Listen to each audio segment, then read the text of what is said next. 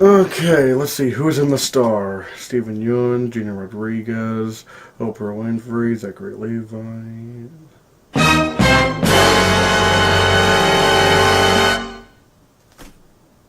So he's returned.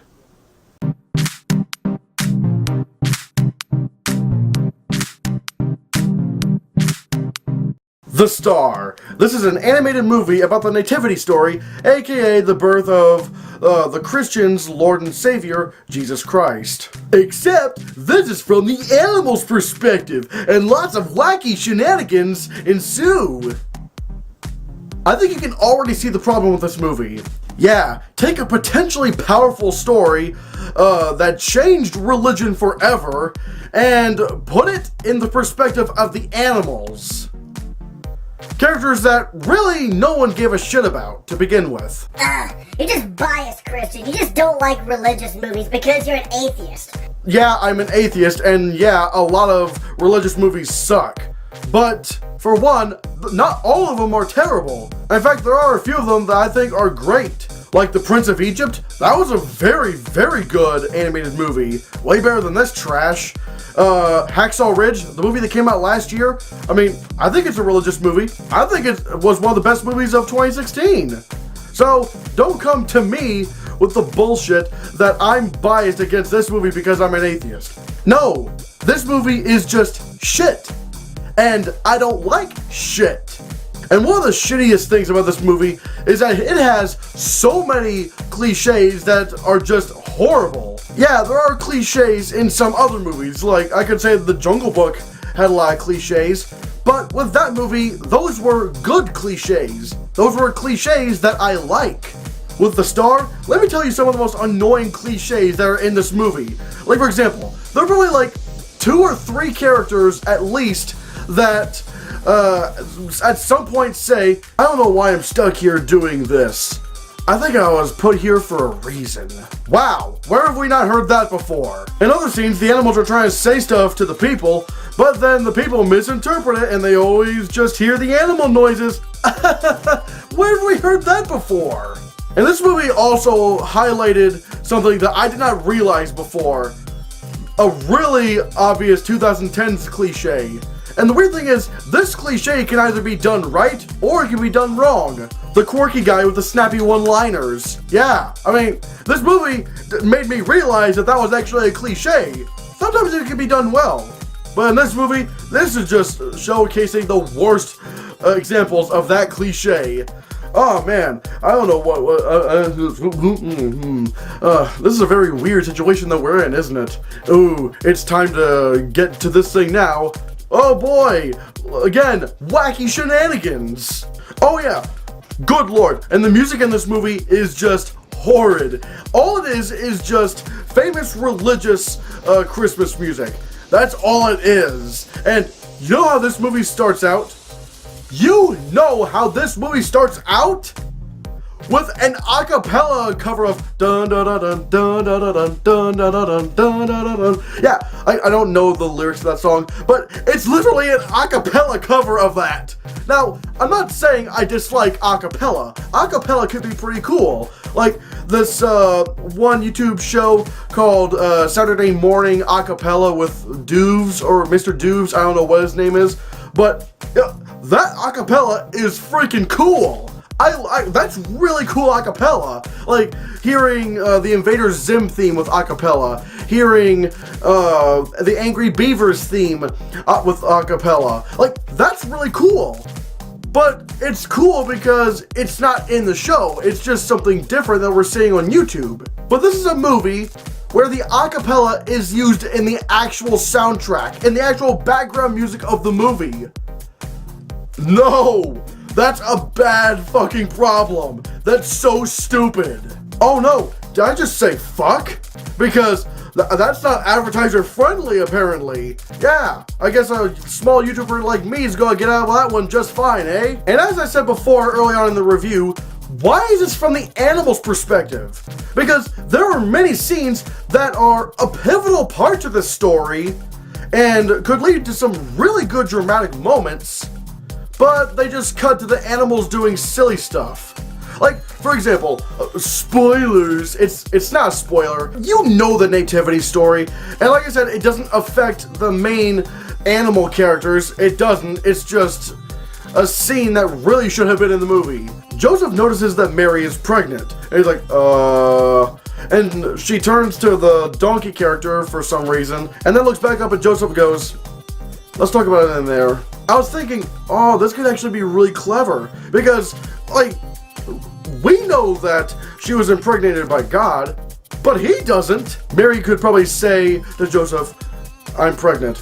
And then Joseph could probably say, well, who's the father?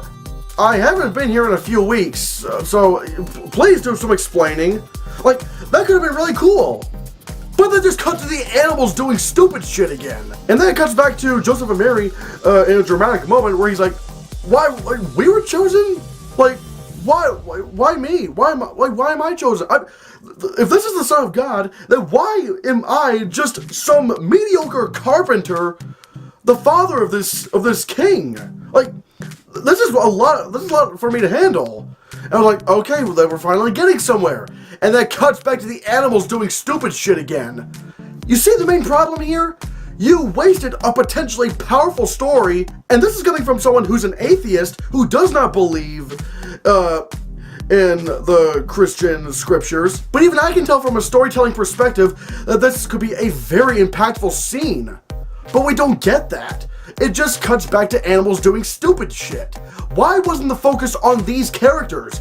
The scenes between Joseph and Mary are by far the best scenes. And Mary does come off as a really gentle character in the movie. So why didn't we see more of that? Why is it the animals that are the focus? No one gave a shit about those animals when they were reading the Bible. I mean, like I said, I haven't read the Bible that much. I'm not a Christian, but I know how powerful this story is to people. Why is the attention of this movie on the animals? That doesn't make sense. And what's even funny enough is that the movie actually has the balls at the end of the credits to say, we may have taken a lot of liberties from this film, however, we did our very best to capture the true spirit of the original story. Yeah, because I'm pretty sure talking animals and battle sequences were so part of the nativity story. In fact, the three most accurate things that this movie does that it pulls from the Bible: Mary gets pregnant, they can't get a hotel, Jesus is born. That's all, like, that's it. Like, you're calling this a faithful adaptation?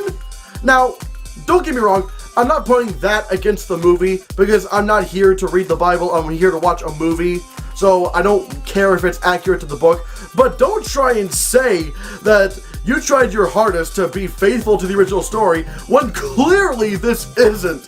This has taken so many liberties that really, if you took the whole Jesus part out of it and just have it be about a pregnant woman, it would have been no different. Like, you would, like, the only thing that would have changed would be the mentions of God and anything like that. It would just be a pregnant lady and some dude trying to find some place to have the baby. And let me tell you about Joseph in this movie, aka Flynn from Tangled. Yep, same actor, Zachary Levi, and basically the same character behavior.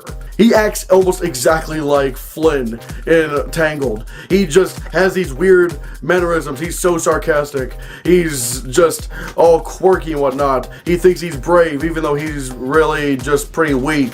Like, he's exactly the same thing as Flynn from Tangled. Right down to the voice actor. Zachary Levi also voices Joseph in this movie, as well as he did Flynn in Tangled. The only two things I can find good about the star are that, for one, like I said, Mary actually is a pretty good character. She's very heartwarming. And Ruth the sheep, played by Adie Bryant, she's a pretty cool character. Her comedy works really well. Like, for one, she makes the weirdest faces possible. Like, she's making this weird sheep face that, you know, that sheep make. And when you first see her in the movie, like, she never just walks in frame. Like, she always just appears there, even in the same shot. Like you see her in this one shot, and you know, it pans away, and then she's right there. Like, that stuff is really clever. I liked that. She was a pretty cool character in this movie. Yeah, nothing else. It pains me to see that The Star has a better rating on Rotten Tomatoes than Justice League. Yeah, critics liked The Star more than Justice League. I don't get it sometimes. I really don't. So yeah, The Star is awful. Don't go see it. It's probably one of the most overrated films of the year in my opinion.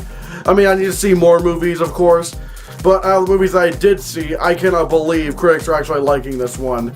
And because of how stupid this movie is, I'm going to give The Star a 1 out of 10. I don't see it. I don't see it. This movie is pretty terrible. It's really awful.